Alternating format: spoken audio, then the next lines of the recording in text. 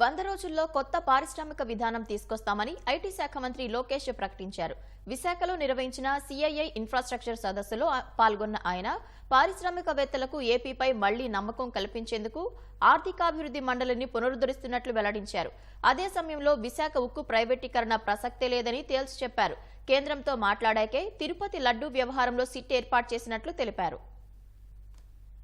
రాష్ట్రంలో పెట్టుబడులకు విస్తృత అవకాశాలున్నాయని మంత్రి నారా లోకేష్ తెలిపారు. విశాఖలో నిర్వహించిన సిఐఐ ఇన్ఫ్రాస్ట్రక్చర్ సదస్సులో పాల్గొన్న ఆయన పరిశ్రమలకు కావాల్సిన మౌలిక సదుపాయాల కల్పనకు ప్రత్యేక చర్యలు తీసుకుంటున్నామని చెప్పారు.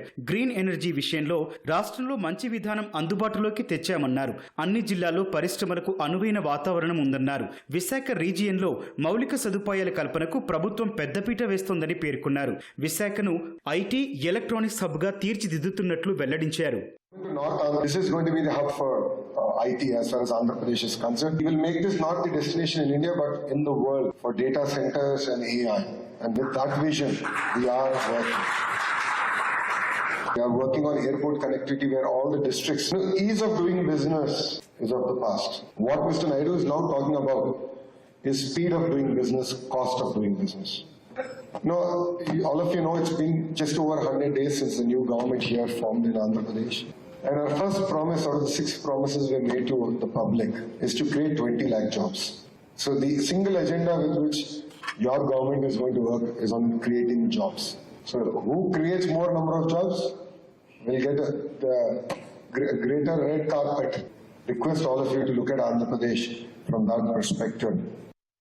వైకాపా హయాంలో వెళ్లిపోయిన కంపెనీలను తిరిగి రాష్ట్రానికి రప్పించేందుకు సంప్రదింపులు జరుపుతున్నట్లు లోకేష్ చెప్పారు. ఒక సైకో అనే వ్యక్తి ముఖ్యమంత్రి అయినప్పుడు రివర్స్ టెండరింగ్ పేరుతో ఆ రోజు పీపీఎల్ క్యాన్సిల్ చేసి మొత్తం గందరగోళం సృష్టించాడు. దానివల్ల ఈరోజు కరెంట్ ఛార్జీలు కూడా పెరిగినాయి.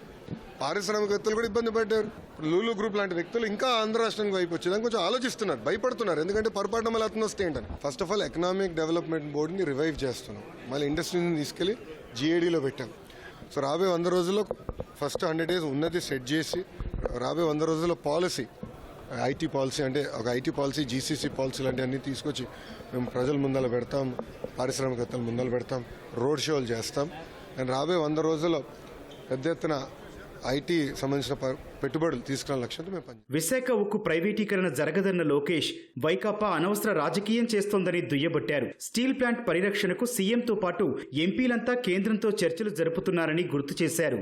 గత ప్రభుత్వం ఏనాడు విశాఖ ఉక్కు గురించి పట్టించుకోలే. వాళ్ళకి కావాల్సిన ఇన్సెంటివ్స్ ఏనాడు గత ప్రభుత్వం ఇవ్వలే. మైనింగ్ కూడా క్యాన్సిల్ చేశారు. చంద్రబాబు నాయుడు గారు స్వయంగా కేంద్రంలో ఆర్థిక శాఖ మంత్రి గారితో మాట్లాడారు, స్టీల్ మంత్రి గారితో మాట్లాడారు. ఎంపీలందరూ కూడా స్టీల్ మినిస్టర్ దగ్గరికి వెళ్ళారు. అసలు ప్రైవేటీకరణ అన్న పేరు డిస్కషనే లేదు, కానీ రోజు ట్వీట్లు పెడతారు వైకాపాలు. అదేంటో నాకు అర్థం అవుతుంది. అరే వాళ్ళకి ఇంకా బుద్ధి రాలా. విశాఖ ప్రజలు ఇంత తీర్పు వచ్చినా ఎందుకు దుష్ప్రచారం చేస్తున్నారు? ఎవరైనా మాట్లాడారా ప్రైవేటీకరణ గురించి? ఎప్పుడు ఎవరైనా చెప్పారా? జగన్మోహన్ రెడ్డి గారు ఎప్పుడు దొరికితే ఆయన కూడా అడగండి. ప్రతి ప్రెస్ మీట్ లో చంద్రబాబు నాయుడు గారు చాలా స్పష్టంగా విశాఖ ఉక్కుని మేము ప్రైవేటీకరణ జరగనీయము అని చెప్పారు. ఇంకేం ఇన్సూరెన్స్ కావాలి? చంద్రబాబు నాయుడు గారు మాట్లాడిన తర్వాత కేంద్ర ప్రభుత్వం 500 కోట్లు గ్రాంట్ ఇచ్చారు. ఇంకా చేయాలి. గత 5 రూపాయలు రాలా. మేము అన్ని చేస్తున్నాం, ఇంకా చేస్తాం, దాంట్లో డౌట్ లేదు. కేంద్ర ప్రభుత్వంతో చర్చించాకే తిరుమల లడ్డూ వివాదంపై సిట్ ఏర్పాటు చేశామని మంత్రి లోకేష్ చెప్పారు. జగన్ కు సిబిఐపై అంత నమ్మకం ఉంటే విచారణకు ఎందుకు డుమ్మా కొడుతున్నారని లోకేష్ నిలదీశారు. కేంద్ర ప్రభుత్వంతో అన్ని చర్చించాం. దాని తర్వాత స్పెషల్ ఇన్వెస్టిగేషన్ టీం వేసాం. అయ్యా నేను ఒకటి అడుగుతా, వైకాపాలకి సిబిఐ అంత ప్రేమ ఉంటే బాబాయ్ హత్యలు ఎందుకు సిబిఐ ఎంక్వైరీ లేదు? జగన్ సునీత గారు అడిగారు కదా, బాబాయ్ని ఎవరు చంపేశారో తెలిపోతుందని అన్నారు. మళ్ళీ ఆయన ఎందుకు వెళ్ళా? సిబిఐ కోర్టుకి వెళ్లకుండా ఎందుకు ఎగ్గొడుతున్నాడు జగన్? తిరుమలలో ఛాలెంజ్ చేశారు వైవి సుబ్బారెడ్డి గారు, మీరు తిరుమలకు రండి, ప్రతిజ్ఞ తీసుకోండి, నేను వస్తానని చెప్పాను.